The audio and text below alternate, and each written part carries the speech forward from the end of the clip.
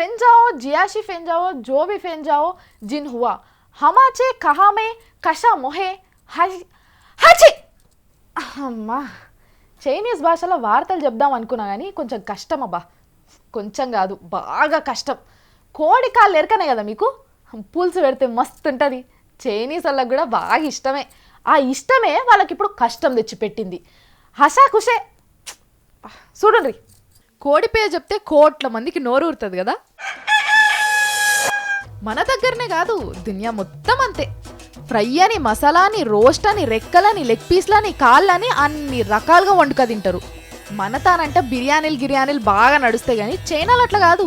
వాళ్ళు కోడి కాళ్ళంటే లొట్టలు వేసుకుంటూ తింటారు.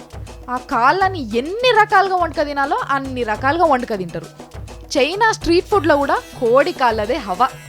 ఇట్లా ఎక్కడ లేని డిమాండ్ ఉన్న కోడి కాళ్ళతోటి ఇప్పుడు అక్కడ పెద్ద పంచాయతీ కూసుంది. పబ్లిక్ మంచువాడి తింటున్నారు కదా అని ఖరాబ్ అయిన కోడి కాళ్ళకే ఇంత హైడ్రోజన్ పెరాక్సైడ్ పోసి తాజాగా కనిపించేటట్టు చేస్తున్నారట. 1-2 జాగాలలో అట్లనే నడుస్తుందిలే అనుకుంటే 1 కాదు 2 కాదు 20 టన్నుల కుళ్ళిన కోడి కాళ్ళు నానింగ్ అనే ఊర్లో ఒక్కటే తాన బయటపడ్డాయి. ఎన్ని రోజుల కిందటియో తెలుసా అవి? రోజులు కాదు, నెలలు కాదు, ఏండ్ల కిందివి. అవి కూడా 49 ఏండ్ల కిందివి. 60 టన్నులంటే 20,000 కిలోలు అన్నట్టు. ఇన్ని కోడి కాళ్ళు అన్నేళ్ళు ఎందుకు ఉంచారనే కదా మీ డౌట్. 1964లో చైనా మావో పాలనలు ఉన్నప్పుడు చికెన్ కు విపరీతమైన గిరాకీ ఉండేదంట. మస్తు మంది దుకాణపోళ్ళు చికెన్ ను బ్లాక్ చేసి రేట్ పెంచి అమ్ముకుంటా మస్తు లాభం చేసుకునేటోళ్ళంట. ఇదేం బంగారం కాదు కదా ఏళ్ళ నుంచి ఉండనీకి.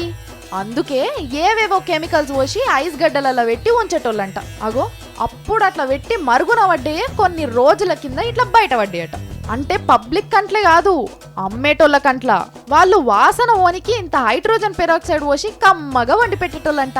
మొన్న చెక్కింగ్ లో బయటపడేదాకా ఇట్లానే నడిచింది. ఇప్పుడు బయటపడేసరికి మనకు అర్థం కాని చైనీస్ భాషలో పబ్లిక్ అంతా తిట్టిన తిట్టకుండా తిడుతున్నారట.